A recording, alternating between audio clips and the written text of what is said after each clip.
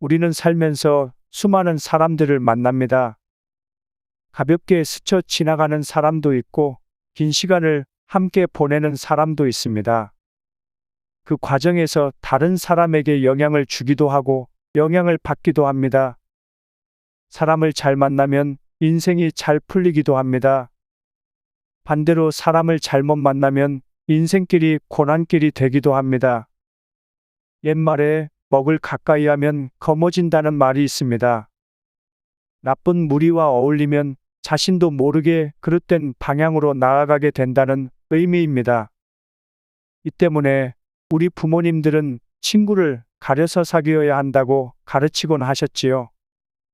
우리가 만나는 사람들 중에는 만날지 말지를 선택할 수 없는 경우도 있고, 우리의 의지대로 선택할 수 있는 경우도 있습니다.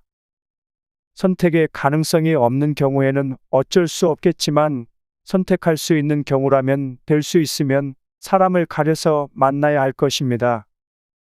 오늘은 살면서 멀리해야 할 사람 유형 5가지에 대해서 이야기해 보도록 하겠습니다.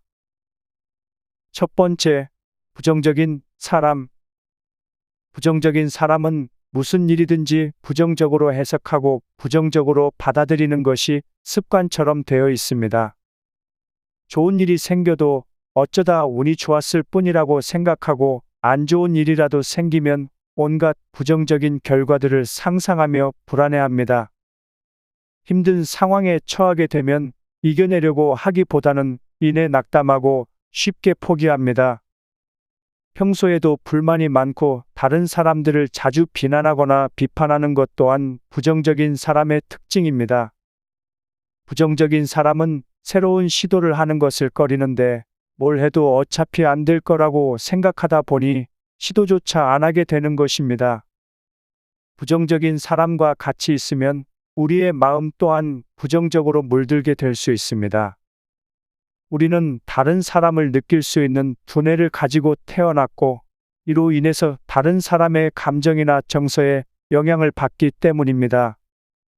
따라서 우리의 삶을 긍정적으로 변화시키고 발전시키려면 부정적인 사람들은 멀리해야 할 것입니다. 두 번째, 독단적인 사람. 독단적인 사람은 자기중심적이며 다른 사람의 의견을 무시하고 다른 사람을 지배하려는 경향이 강합니다. 이런 사람들은 무슨 일이든 자신이 원하는 대로 결정하고 진행하려고 합니다. 그들에게 다른 사람의 의견이나 생각은 중요하지 않습니다.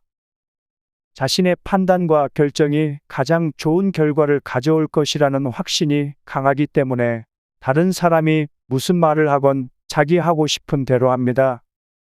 이런 성향은 어느 정도는 이기적인 성향과도 맞닿아 있습니다. 독단적인 사람은 크건 작건 반드시 다른 사람들과 부딪히게 됩니다. 조직 내에서 이런 사람이 있으면 갈등과 분쟁이 많아지게 되고 조직의 안정성이 떨어지게 됩니다. 주위에 독단적인 사람이 있으면 다툼이 생기거나 이 사람이 하자는 대로 끌려다니게 되므로 이런 사람은 가급적 멀리하는 게 좋겠습니다. 세 번째, 시기심이 강한 사람. 시기심은 다른 사람이 잘 되거나 좋은 상황에 있을 때 그들을 시샘하고 미워하는 마음을 말합니다. 사람은 누구나 어느 정도의 시기심은 갖고 있기 마련입니다. 하지만 우리 주위에는 유독 시기심이 강한 사람들이 종종 있습니다. 이 사람들은 다른 사람이 자신보다 잘 되는 것을 참지 못합니다.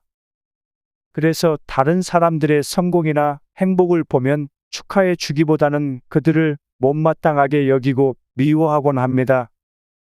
여러분에게 좋은 일이 생기면 겉으로는 듣기 좋은 말을 해줄지는 몰라도 속으로는 여러분을 못마땅하게 여길 가능성이 높습니다. 시기심은 때로는 시기의 대상이 되는 사람에게 해를 입히려는 행동으로 이어지기도 합니다. 다른 사람을 시기해서 범죄를 저질렀다는 뉴스 기사를 종종 접하신 적이 있을 겁니다.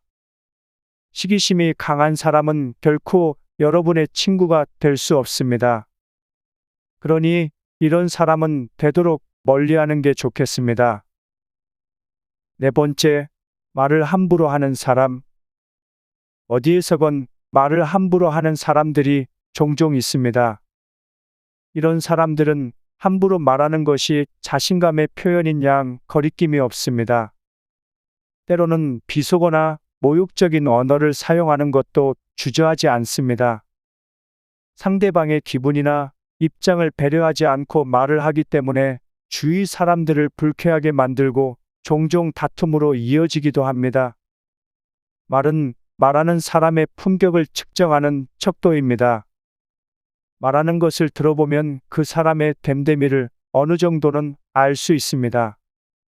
그래서 옛날부터 말을 함에 있어서는 신중해야 한다고 했습니다. 동물농장 등의 소설로 유명한 영국의 작가 조지 오웰은 생각이 언어를 타락시키지만 언어도 생각을 타락시킨다고 했습니다. 말을 함부로 하는 사람들은 머릿속 생각 또한 문제가 있을 가능성이 큽니다. 이런 사람이 주위에 있으면 그들이 함부로 내뱉은 말에 여러분의 생각도 오염될 수 있고 또한 마음에 상처를 입거나 기분이 상하게 될 것입니다. 그러니 말을 함부로 하는 사람은 멀리하는 게 좋겠습니다. 다섯 번째, 험담을 일삼는 사람. 틈만 나면 다른 사람을 험담하는 사람들이 있습니다. 당사자가 없는 자리에서 그 사람에 대해 안 좋은 얘기를 함으로써 그 사람의 평판을 떨어뜨리는 게 이들의 목적입니다. 일상에서 또는 직장에서 자신이 받은 스트레스를 다른 사람을 험담함으로써 풀려고 하는 것도 있을 것입니다. 이런 사람들은 다른 사람이 잘 되는 것을 보기 싫어하고 질투심이 강한 성향이 있습니다. 자존심도 강해서 누가 자신에게 조금이라도 안 좋은 얘기를 하는 것을 못 참는 경향도 있습니다. 험담은 말하는 사람뿐만 아니라 듣는 사람의 마음도 지치고 피폐하게 합니다. 험담을 하면서 온갖 안 좋은 말을 하게 되는데 이런 부정적인 언어가 부정적인 감정을 불러일으키기 때문입니다. 뿐만 아니라 험담을 듣고 있다가 듣는 사람도 험담에 가담하게 될 수 있습니다. 당사자의 귀에 들어가는 날에는 공범으로 취급되어 관계가 안 좋아지는 건 불보듯 뻔한 일입니다. 유대인의 지혜를 담고 있는 탈무드에서는 험담을 하는 것은 살인보다 위험하다. 살인은 한 사람만을 죽이나 험담은 반드시 3명을 해치게 된다. 험담을 하는 장본인과 그것을 제지하지 않고 듣고 있는 사람, 험담의 대상이 된 사람이다 라고 하여 험담을 경계하라고 가르치고 있습니다. 그러니 험담을 일삼는 사람을 멀리하고 그런 사람에게 물들지 않도록 하십시오. 지금까지 살면서 멀리해야 할 사람 유형에 대하여 말씀드렸습니다. 오늘 영상 내용이 유익하셨길 바랍니다.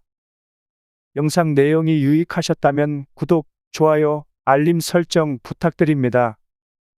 시청해 주셔서 감사합니다.